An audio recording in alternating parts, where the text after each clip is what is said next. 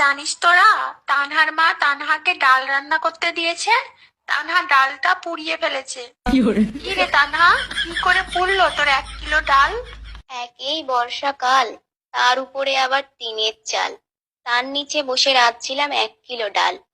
হঠাৎ উড়ে এলো একটা কালো বাল। বালটা হাতে নিয়ে ভাবতে থাকলাম, এটা কার বাল?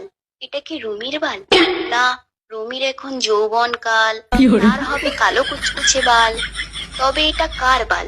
তবে কি এটা লাভলির বাল?